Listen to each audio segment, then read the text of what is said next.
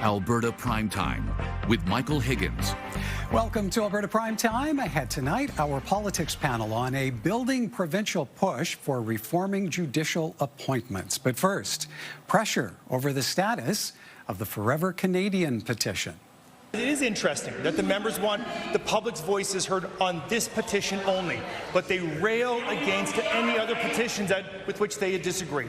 The government House leader responding to repeated opposition questions about when a bipartisan committee of 6 MLAs will meet for the first time to begin the process of reviewing the successful Forever Canadian petition and determining next steps. And joining us now, Raki Pancholi, one of 2 opposition MLAs named to that committee and deputy leader of the Alberta NDP. Ms. Pancholi, good to see you. Welcome back. Nice to see you, Michael. Thanks to be having me on again. All right. Well, it was just over 2 weeks ago details of the committee came to light.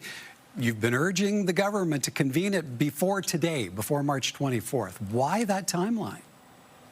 We were really trying to make sure that the almost 500,000 Albertans who have signed the Forever Canada petition get heard by this government. It's actually not just 2 weeks since the committee's been struck. This petition was filed with the legislature back in December. So the UCP government could have called this petition back, or called this committee back in December, but they waited more than 3 months to do that. And then they've convened this committee, but yet there's no sign of a first meeting. And so really what we're trying to do is say, look, 500,000 Albertans have made their concerns and their views very clear. They are proud Albertans and proud Canadians. They've signed this petition. The next step is the government needs to respond and take some action in response to this petition. But the UCP seems to be intent on delaying it. So I've asked multiple times in question period, and I sent a letter to the chair of the committee, MLA Brandon Lunty. He's the MLA for Leduc-Beaumont, and asked him, when is the first meeting of this committee going to be held? Because we think those Albertans deserve to have their voices heard. We deserve to get to work on this. The opposition members are ready to do that. And we are concerned that the UCP is intentionally delaying this committee work even longer than they already have, because they don't want to deal with this until the fall or even later, because they're waiting to see what's going to happen with the separatist petition. Okay, so you've accused the UCP of slow rolling this committee. So what's your read on why the government has been taking its time kicking this into gear and the message it's sending in the process? So we always knew that by lighting the fire under separatism, as the Premier has done, she made multiple changes to the laws, she overturned court decisions so that the separatist petition could go forward. By doing that, she lit a fire that she frankly has not been able to control. And what she did not anticipate was that there are more Albertans who are proud Canadians and are proud to say that they want Alberta to work within Canada rather than without, and that they made their voices heard quickly and loudly. Let's remember that the Forever Canadian petition was filed under the old rules, the tougher rules, with required way more signatures. They had less time to gather them. And yet, overwhelmingly, we saw this outpouring of patriotism and support from Albertans to stay within Canada. I don't think the Premier anticipated that. In fact, I'm pretty certain she didn't. And now that that's happened, she's not sure what to do with it, especially because she has done everything she could to make sure that her friends in her party, the base of her party who are separatists, get their petition on the ballot.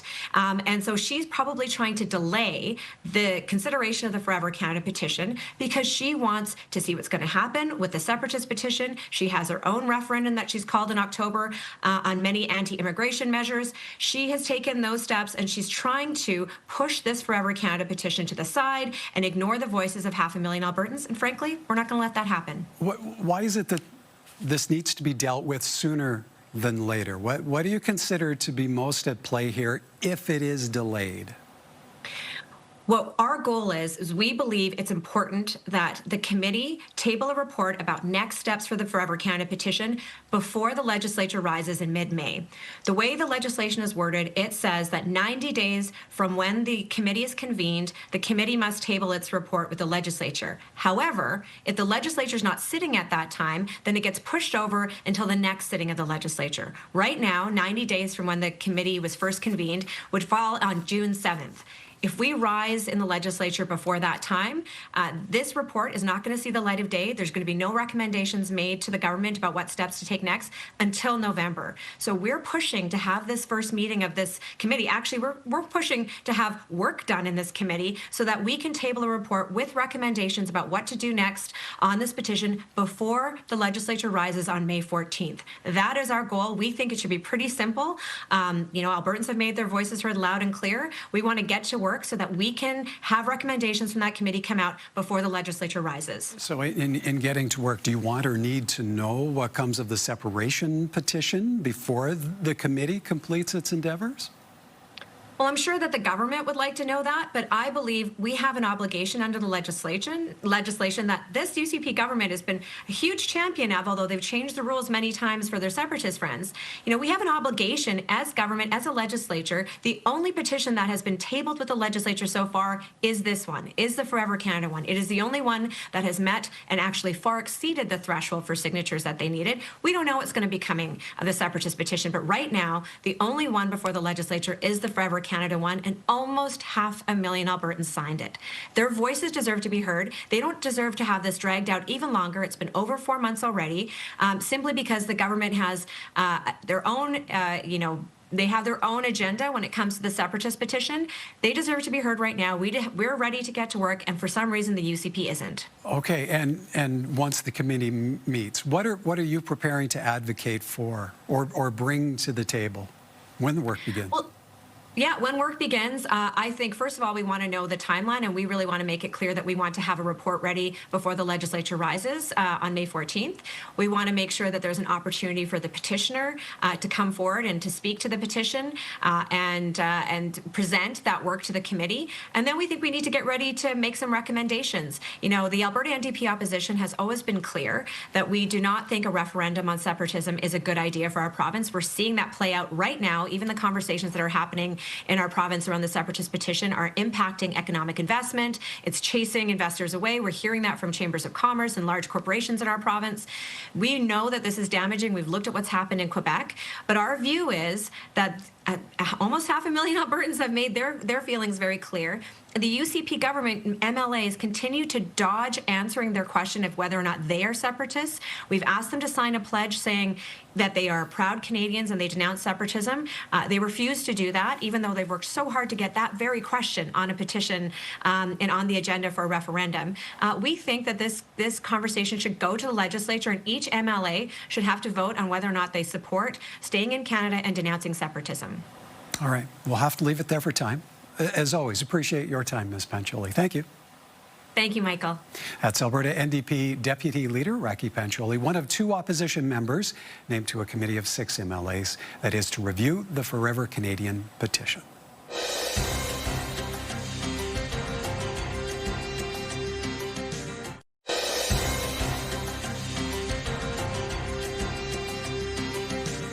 From Alberta partnering with more provinces in the push for judicial appointments reform to a committee of MLAs yet to meet on the Forever Canadian campaign and the prospect of deadline delays in the pipeline MOU process.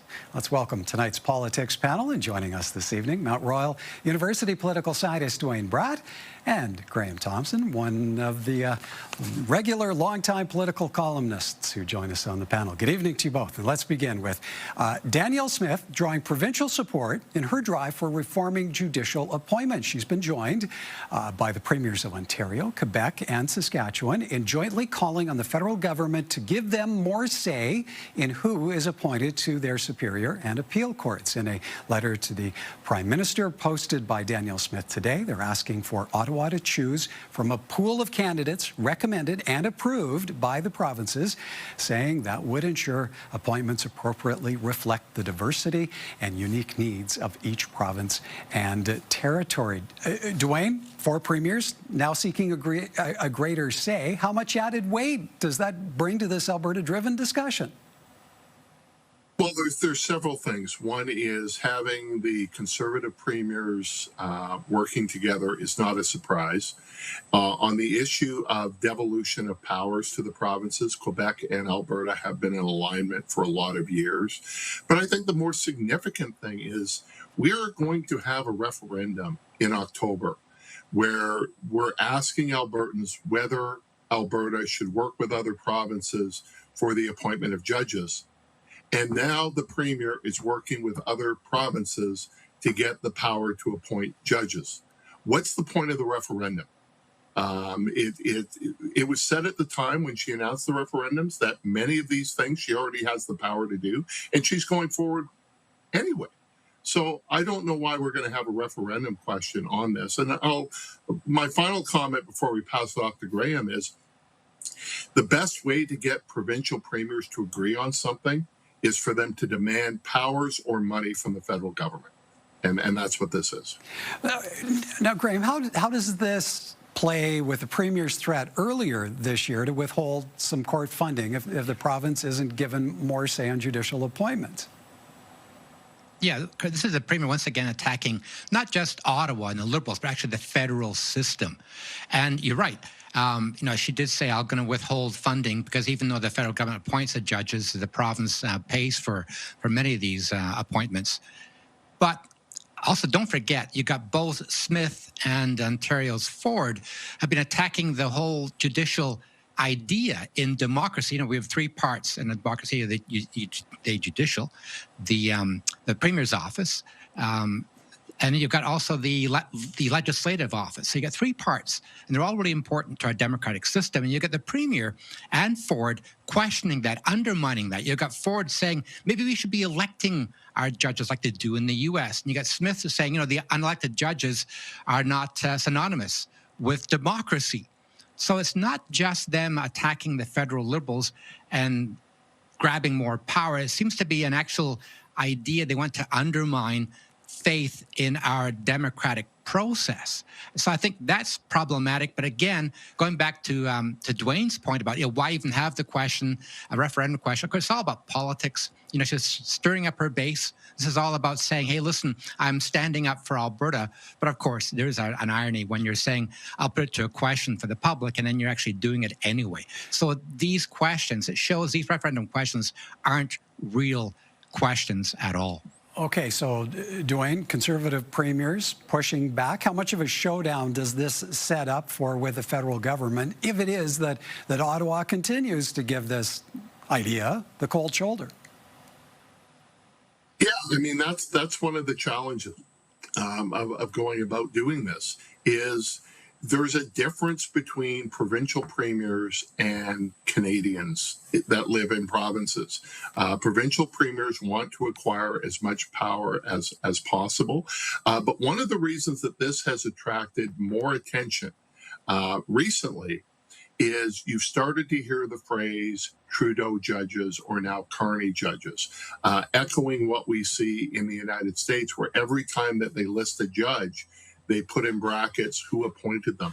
That is new to Canada. That is not something that we've been doing in the past. So I agree with Graham that this is not just a criticism of how judges are appointed. It's a criticism about the federal system as well. Canada's already a really devolved, decentralized federation. So yes, there are other federations where the subnational governments have a greater role in judges, but our provincial governments are already powerful right now. And by the way, there's already consultation.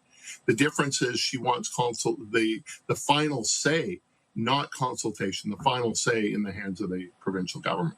All right. Next up, we heard from NDP Deputy Leader Raki Pancholi off the top this evening on her party accusing the Smith government of slow-rolling the launch of a bipartisan committee of MLAs to deal with Thomas Lukaszik's successful Forever Canadian petition campaign. Graham, what's your read on why this committee might be delayed in getting started? And is the government sending a message here? Yeah, well, I think it's pretty obvious what they're doing. They made it very easy for the separatists to actually get this referendum, the plebiscite or the questionnaire going. You can sign this petition. And the government made it very easy for the separatists to get a petition going compared to what Thomas Lukaszik did with the Forever Canadian petition. And of course, the thing is, Smith is playing to her base once again. What Lukaszuk wanted to do, Thomas Lukaszuk, the former minister behind the Forever Canadian petition, he wanted it to be forced onto a vote in the Assembly to make the government, vote in favor of Canada. And what the UCP is doing is they don't want to do that. They're putting everything off. In politics, if you want to delay something, have a commission, a royal commission or a committee to put it off. And the government controls this committee, controls the timing of it. So they want to put this off. They want to play to their base once again, the separatists. Smith is very afraid of them in a sense that they could create major problems for her within the UCP. So she wants to give them something. Here's a petition. You can go ahead and do that. And she wants this to go down that lane, not the road that Thomas Lukaszuk was clearing a path towards, and that's a vote in the House. They don't want to do that. They're delaying this. And Pancholi is right. It's not just an appearance of a delay. It's a real delay because the government doesn't want to handle this. Dwayne, how concerning should it be for Albertans, including the nearly 500,000 who signed the Forever Canadian petition, if this whole committee process gets pushed off until November? Does it need to be dealt with sooner than later? Imagine a situation where the Alberta Prosperity Project gets their signatures, and then this goes on the ballot on October 19th. But Lukaszuk's petition, which gathered over 400,000 signatures, does not, because of deliberate delays within the government. That is a significant problem. They've had the Lukaszuk petition for a while, but the politics are the internal workings of the UCP. She does not want a vote in the Assembly on this. And people will say, okay, well, she'll whip the vote. Okay, great. She whips the vote for the UCP. Which way does she whip it? Right? That's the challenge, is that the NDP is united in favor of Canada. The UCP has a separatist element, and this would bring them to the forefront. So they are going to try to bury this. They delay creating a committee, then they're going to delay having the committee meet, and then it'll be, the legislature has risen, we can't even discuss this till it comes back. But the fascination with a petition that would have less signatures that occurs after would get higher priority. It shows where the government wants to go on this. Okay, we need to take a bit of a break, but when we come back, the prospect of deadlines not being met in the MOU for a new pipeline to the West Coast. More from our politics panel in a moment.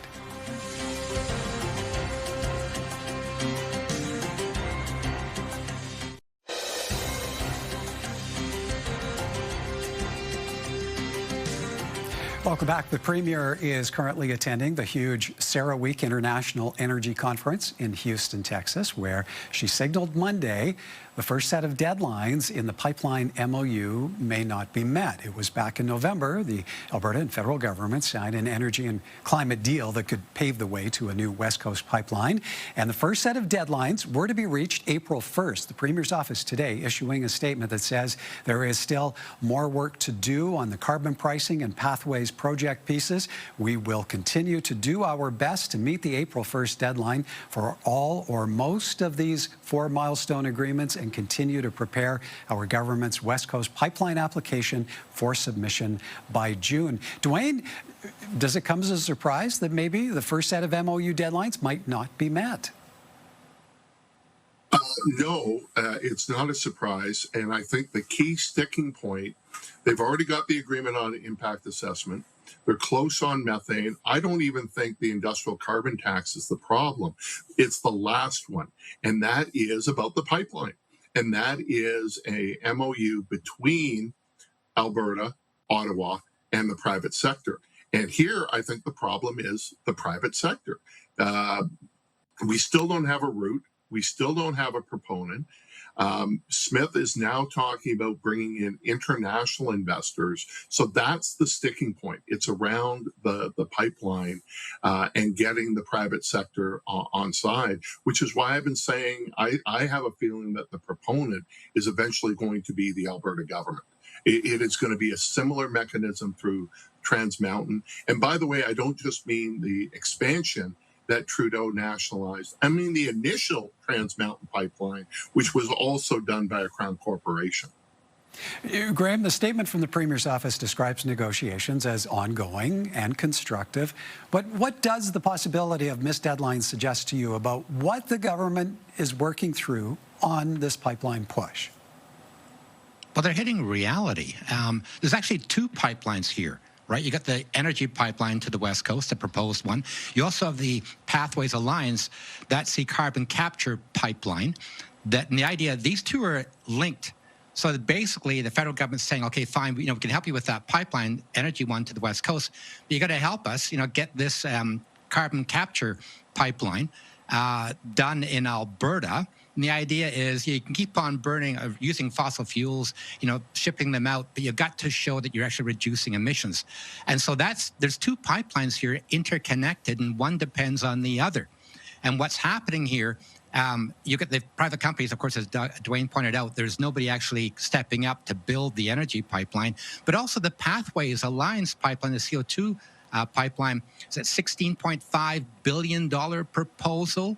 And the companies, the oil sands companies, are saying, yeah, we need help with that. We need help paying for it. Now, the federal government and the province have actually offered up some tax credits for that, but they're very small compared to the overall $16.5 billion price tag. So you got two proposals here. You've got one with private companies, the CO2 pipeline, saying we need money. And you've got the other one, the energy pipeline, that has no private backers at this point. So this is a circular argument. You need one without the other, and so far they're getting neither.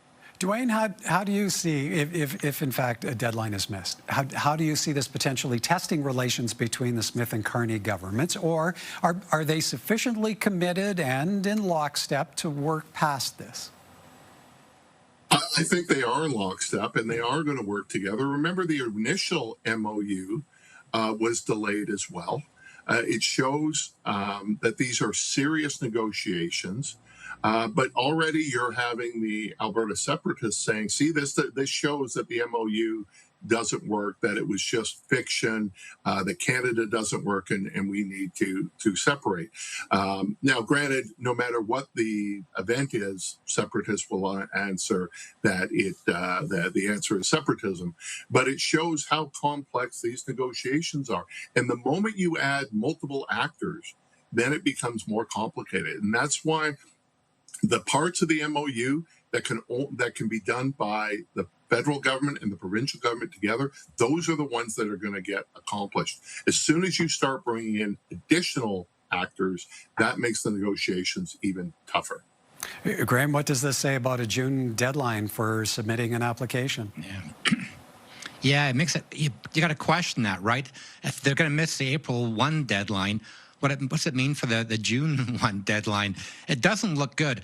And the thing is, and Dwayne is right, it gets really complicated. You have those private partners either that want money from the governments, or there's no private partners when it comes to the energy, the pipeline going west.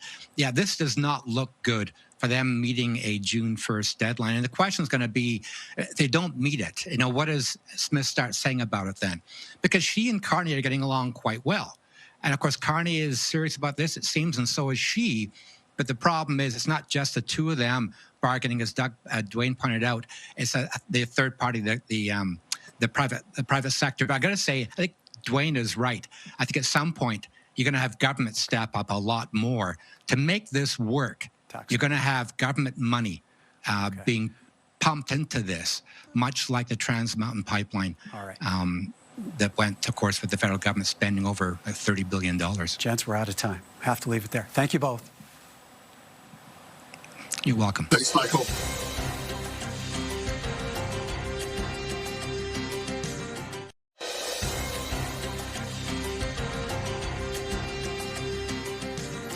That is our program for this evening. Remember, you can always have your say.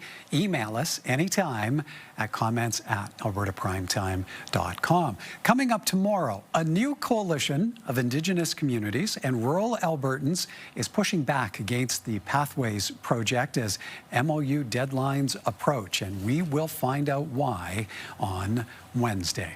Until then, have a great evening, everyone, from all of us at Alberta Primetime. Thank you for watching, and join us again next time.